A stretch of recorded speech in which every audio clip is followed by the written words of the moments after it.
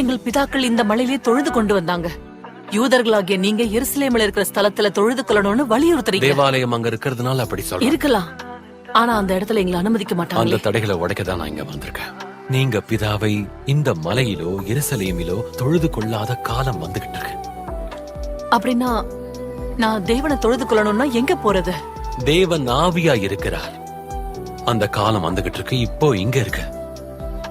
இங்கிருந்து தொழுது கொள்கிறோம் என்பது முக்கியம் அல்ல, ஆனா அவர் ஆவியோடும் உண்மையோடும் தொழுது கொள்ள வேண்டும். முழு மனதோடு சிந்தையோடு இப்படி தொழுது கொள்ளுங்கிறவங்களைத்தான் பிதா விரும்புறாரு. நீங்க எங்கிருந்து வந்திருக்கீங்க இல்ல என்ன செஞ்சீங்கிறது முக்கியம் இல்ல. ஆவியும் உண்மையுமா? ஆவியோட உண்மையோடும். அப்ப மலைகள் ஆலயங்கள் அப்படின்னு கிடையாது இல்ல? சீக்கிரத்துல வெறும் இதயத்துல இருந்து. நிஜமா சொல்றீங்களா? நான் வாக்கு கொடுக்கிறேன்.